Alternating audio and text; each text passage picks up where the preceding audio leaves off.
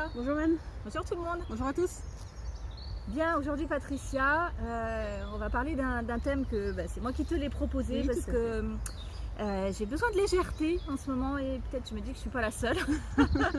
Et donc on va parler d'énergie positive. On va voir si toi tu le définis comme ça, mais voilà. Comment on peut retrouver de la joie, de la légèreté, de l'enthousiasme en ces temps un petit peu moroses.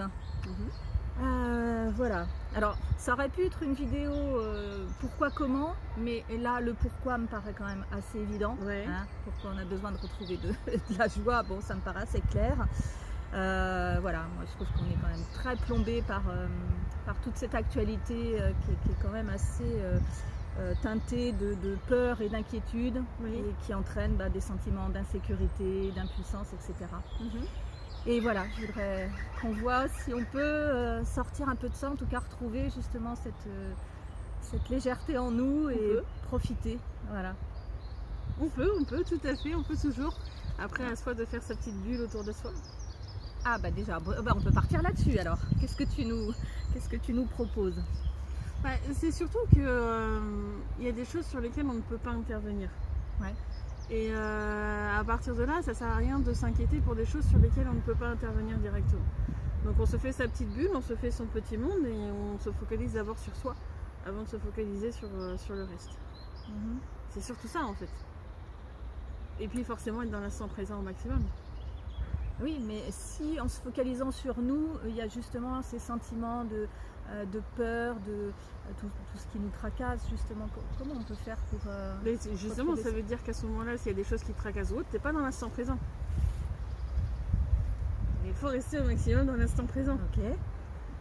Après, il y a beaucoup de systèmes dans le subtil qui sont mis pour moi ce que j'appelle les faisceaux, j'en ai déjà parlé sur d'autres vidéos, qui nous attaquent et qui font ressortir les sentiments un peu négatifs. Si c'est la cause de ça, c'est qu'à un moment donné on a un sentiment qui est négatif, dans ce cas-là on fait une demande en justice licite en disant c'est pas normal que je ressente ça à ce moment-là, je veux que ça soit vérifié par la justice licite dans le subtil. Et à partir de là, la cause de pourquoi il y a ce sentiment qui rabaisse est là, va être vérifiée par la justice licite. Si c'est bien sur ton chemin de vie ou autre, tu vas l'avoir et tu vas devoir travailler dessus. Sinon, ça va partir parce que ça n'avait pas de raison d'être. Ok. Bon, alors moi je vais quand même un petit peu... un peu plus étoffé. Non, je veux savoir des trucs quand même. Vas-y. Alors par exemple, est-ce que pour retrouver donc une énergie joyeuse, qui pour moi, je trouve que cette énergie-là, c'est vraiment de l'énergie vivante, hein, donc pour moi ça devrait être naturel et spontané. Alors est-ce que cette énergie de joie, on pourrait la retrouver par exemple par le fait de s'entourer ou de voir des gens positifs, ou de voir quelque chose, une comédie ou des activités, de jouer avec ses enfants ou ses amis, tout ce qui peut apporter de la joie, bien sûr. Après, si on est plombé par des énergies comme des faisceaux ou autres, tu peux faire ce genre d'activité, encore une fois, et ne pas le ressentir. Et là, tu vas te forcer et ça sera pire que tout. Quand tu te forces à être dans la joie parce que tu es supposé faire une activité qui est joyeuse mais que tu la ressens pas intérieurement, tu t'en veux de ne pas le ressentir. Et là, du coup, ça te plombe encore plus. Et donc, s'il y a justement ces faisceaux... Et du coup, il faut faire les demandes en justice licite. Alors, en ce moment, c'est peut-être moins immédiat qu'à un certain moment parce qu'il y en a beaucoup. Et donc, du coup, la justice, elle a beaucoup de demandes. Mais voilà, j'en parlais avec un de mes clients il n'y a pas longtemps, il y a peut-être 2 semaines, qui me disait, en ce moment, ça met 2 semaines à partir. 10 minutes à partir. Bon, 10 minutes, quoi. Mais ça fait déjà... après, ça part, quoi. Ok. Mais déjà, il faut se rendre compte qu'il y a un faisceau qui nous plombe, qui nous empêche. Moi, des fois, tu vois, ça peut m'arriver où je suis en train de marcher, je suis en train de rien faire de particulier ni quoi que ce soit, puis d'un seul coup, j'ai un sentiment de tristesse ou un sentiment, tu vois, au début, c'était même de colère la première fois que ça m'était arrivé, etc. Alors que je suis quelqu'un qui, intérieurement, est très très zen. La colère, ça fait longtemps que je ne l'ai pas ressentie. Et en plus, en faisant rien de particulier, pourquoi je me mets à la ressentir? Et donc, du coup, je savais que c'était pas normal. Donc, je faisais mes demandes en justice. Après, toi tu peux dire ouais en ce moment ça va pas pour moi, etc. ou autre. Ça coûte rien de faire la demande en justice, même si en fin de compte c'était toi, et puis si jamais c'était des faisceaux, et ben ça sera épuré. Sinon ton être il va recevoir un rapport dans le subtil qui va indiquer quelle est la cause, et puis à lui de te faire conscientiser, que ce soit avec des rêves ou une intuition, et puis voilà. Mais de toute façon ça coûte rien de faire une demande en justice lucide dans le subtil. Donc autant la faire. Oui, on peut pas se tromper si on l'a fait pour rien. Mais non, Ça tu auras des apprentissages au pire. Waouh. Oui, c'est pas ça le plus grave. Bah t'apprendras, c'est bien d'apprendre. Ok. Bon, alors admettons qu'on soit pas attaqué par des choses pas sympas et que on soit dans cet état que je décrivais tout à l'heure, morose, et qu'on ait envie de retrouver cette joie en nous. Donc tu disais, oui, fréquenter des gens qu'on aime bien, rire, j'imagine. Oui, après c'est pas quelque chose qui va venir naturellement si on est vraiment au fond du truc, tu vois. Si on est vraiment au fond, ça va être surtout de prendre du temps pour soi, de peut-être se créer une bulle plutôt de silence, ou si on arrive, essayer de méditer, mais pas forcément aller jusqu'à vraiment arriver à méditer, mais rien que d'essayer de se dire, je me pose, je me concentre sur moi, sur mes sensations, et essayer voilà, sur la respiration ou autre chose, pas les pensées, mais comme on avait fait dans l'une des premières vidéos, je crois que c'était la 14, sur comment on fait une méditation, et ben quand on se concentre sur un élément de soi, on va peut-être pas avoir ces pensées moroses en même temps, comme la respiration pendant que je médite, elle passe par le nez, puis après par les poumons et dans le sang, et là on est concentré sur un élément, et donc du coup ça devrait mettre en arrière-plan le côté un peu plus négatif. Même si on n'arrive pas totalement à méditer, c'est pas grave. Le but est de se centrer sur autre chose. Ouais. Oui, je vois bien l'intérêt de ces pratiques-là, mais pour moi, il n'y a pas ce côté joyeux dont j'aimerais qu'on oui, mais le problème, c'est qu'on est vraiment au fond. La joie, elle n'arrive pas comme ça, même quand on est entouré de personnes. Et comme je te dis, c'est... pour avoir discuté avec des fois des personnes que je connaissais qui justement, tu vois, ont fait un burn-out ou autre chose, des fois quand elles étaient avec un groupe d'amis ou autre chose, tout le monde était joyeux sauf elles, et après derrière elles s'en voulaient en fin de compte de ne pas être dans l'atmosphère avec les autres, tu vois.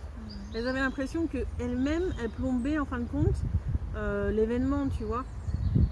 Donc est-ce que c'est d'aller jusque ça? Pas forcément, parce qu'en fin de compte, tu vas plus t'en vouloir qu'autre chose.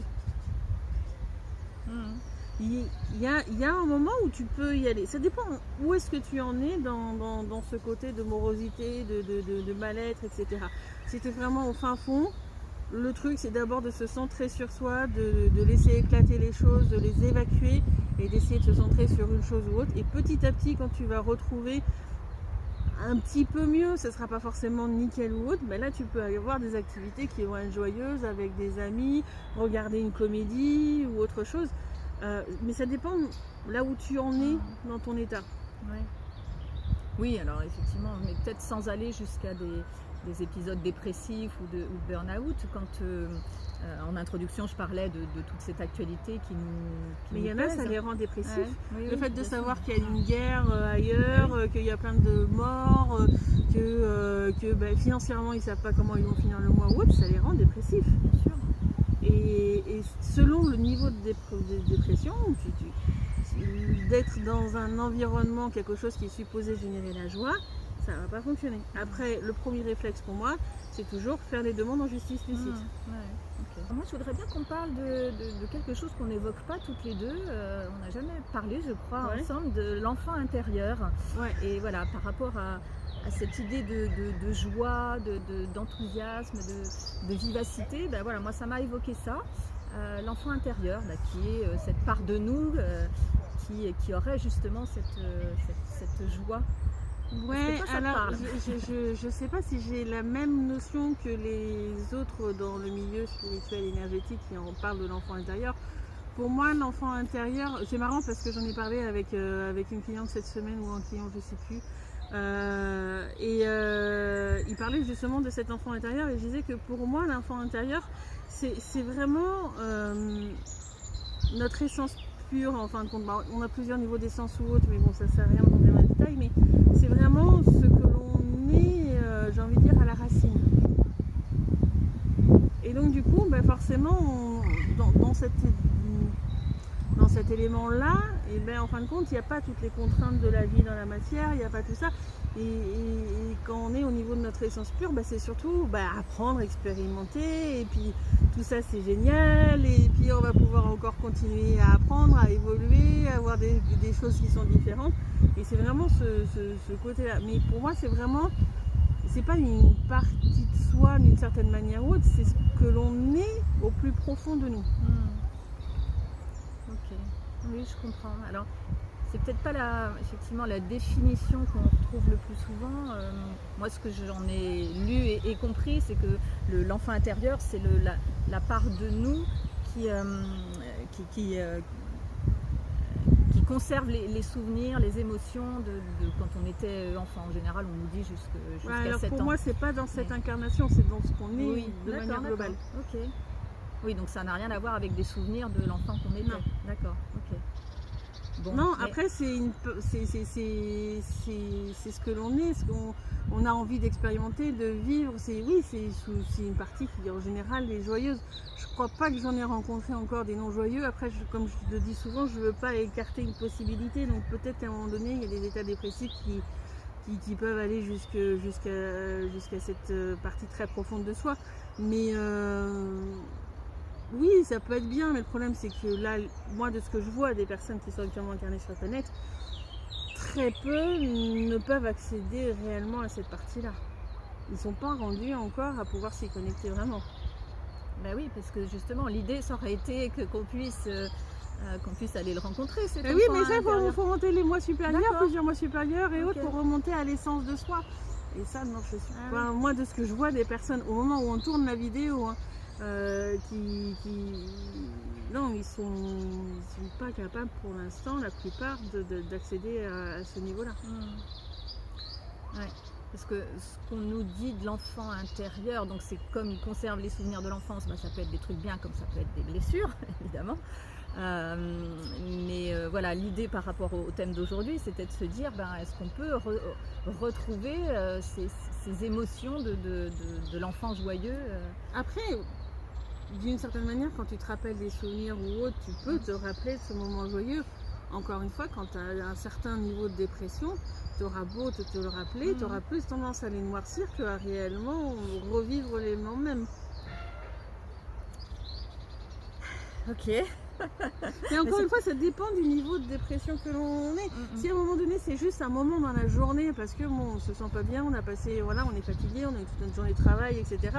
De se rappeler un moment joyeux, que ce soit dans l'enfance ou un autre, peut forcément nous ramener en fin de compte cette joie, cette énergie de joie, parce qu'on va se rappeler cet événement et que ça va se reconnecter à l'énergie. Oui, après, ça reste un moment qui est éphémère. Mais oui, parce que oui, alors bien sûr, puisque la joie, c'est une émotion, comme les autres, elle est liée à un événement extérieur souvent.